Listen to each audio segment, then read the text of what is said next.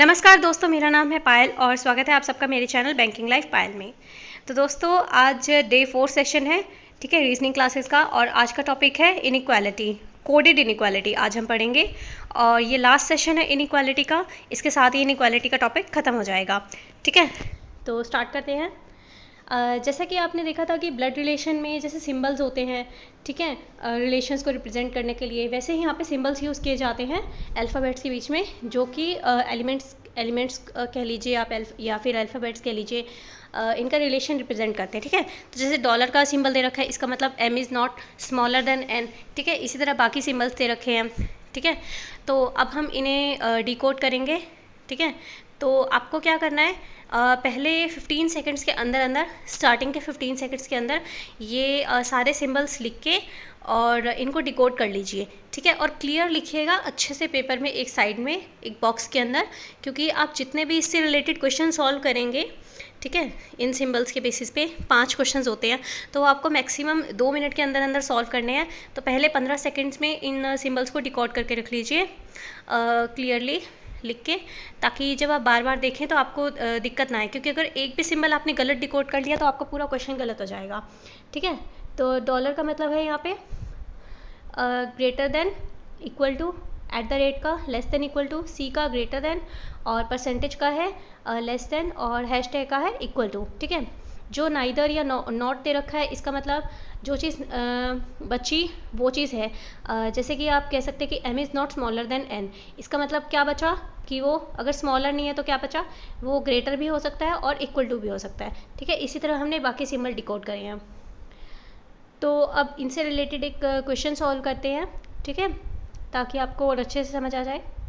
तो अब जैसे हमने जो सिंबल्स लिखे थे, आपको बार बार नहीं लिखने, ठीक है, मुझे साथ के साथ बार बार हर क्वेश्चन में लिखने पड़ेंगे, ताकि आपको कन्वीनियंट हो सके, इजीली आप देख सकें, ठीक है, सारे सिंबल्स, आपको दिक्कत ना आए।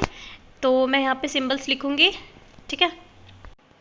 तो हमारे पास ये 5 सिंबल्स थे, डॉलर का, एट द रेट का, सी का, परसेंटेज और हैशटैग का, ठीक है। डॉलर का क्या मतलब था, greater than equal to, at the rate का लेस देन इक्वल टू, और सी का ग्रेटर देन, परसेंटेज का लेस देन, और हैशटैग का इक्वल टू, ठीक है।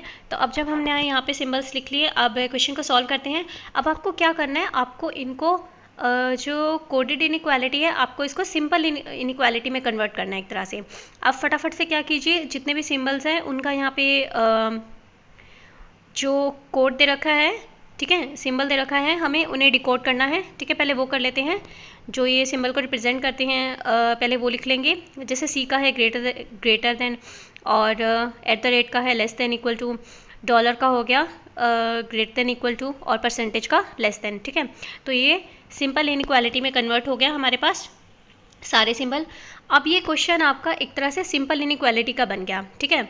तो जो टाइम लगता है इसमें, एक्स्ट्रा टाइम जो लगता है सिंपल इनइक्वालिटी के कंपैरिजन में, तो वो बस यही लगता है कि आपको जितने भी ये सिंबल्स होते हैं इनको डिकोड करना होता है, ठीक है। तो डिकोडिंग में थोड़ा एक्स्ट्रा टाइम लग जाता है, 15 सेकेंड एक्स्ट्रा लगेंगे, इससे ज़्यादा नहीं लगनी चाहिए, ठीक है, टोटल। तो अब इसका क्या मतलब हुआ, Q is greater than R. तो देखते हैं कि क्यू आर तक जा सकता है या नहीं, ठीक है। क्यू की तरफ मुंह खुला हुआ है डोर का, तो हमें क्यू से आर तक जाना है। तो एक बार नीचे बना लेते हैं यहाँ पे स्टेटमेंट को। तो क्यू पी तक जा सकता है, ठीक है, पी से एस तक जा सकते हैं, और एस से आर तक नहीं जा सकते। तो हमें क्यू से आर तक जाना था, आप देख सकते हैं क्यू से एस तक जा सकते हैं, लेकिन एस से आर तक नहीं जा सकते। इसका मतलब ये फर्स्ट हमारा कंक्लूजन रॉन्ग हो गया। इस तरह पी से आर तक नहीं जा सकते, तो सेकंड कंक्लूजन भी रॉन्ग हो गया। तो ये ऑप्शन आएगा neither of the conclusion follows, ठीक है। और यहाँ पे कोई वो आइदर और का केस भी नहीं होगा, क्योंकि एलिमेंट सेम नहीं है, ठीक है, और ना ही कोई रिलेशन का क्वेश्चन बनता है, नो रिलेशन वाला। तो नेक्स्ट हमारे पास क्वेश्चन है, हाँ जी, ये रहा सेकंड क्वेश्चन। एक्चुअली दोबारा सेम रिपीटेड कॉपी हो गया, तो हम पहले थर्ड क्वेश्चन करेंगे, उसके बाद मैं आपको एक एक्स्ट्रा क्वेश्चन और करा दूंगी, ठीक है। तो जो थर्ड क्वेश्चन है पहले उससे सॉल्व करते हैं, और दोबारा यहाँ पे मैं सिंबल्स लिख रही हूँ, ठीक है। आपको एक ही बार लिखना है, आपको बार बार नहीं लिखना है एग्जाम में।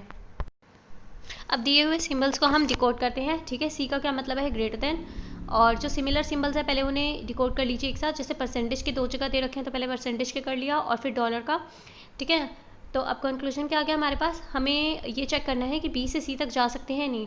तो एक बार स्टेटमेंट बना लेते हैं। बी से सी तक देख लीजिए कि ए से बी तक जा सकते हैं, लेकिन बी सिर्फ एक ही जगह दे रखा है, ठीक है, और आगे कहीं नहीं दे रखा।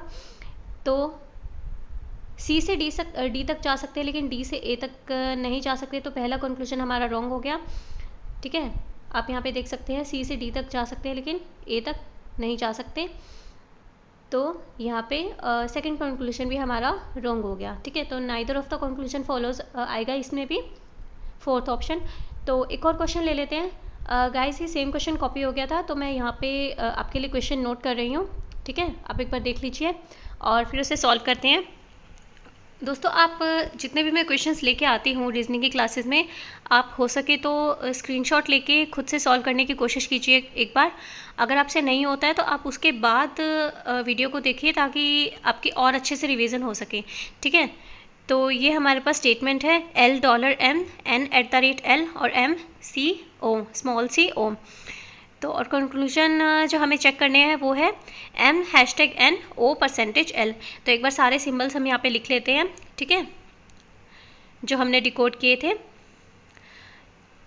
डॉलर का, @ का, ठीक है, स्मॉल c का और परसेंटेज का एंड हैशटैग का, ठीक है। तो अब क्वेश्चन को डिकोड करते हैं। c का हमारे पास क्या आ गया, ग्रेटर देन, और let me change the colour ताकि आपको इजीली समझ आ जाए, जस्ट अ सेकेंड। तो @ का हुआ less than equal to, percentage का लेस देन, हैशटैग का इक्वल टू और डॉलर का हुआ ग्रेटर देन इक्वल टू। तो यहाँ पे हमने सारे सिंबल्स को डिकोड कर लिया, ठीक है। अब आपको क्या करना है, कंक्लूजन्स को चेक करना है। अब m = n है नहीं, आप स्टेटमेंट में देख सकते हैं कि m = n नहीं है, ठीक है।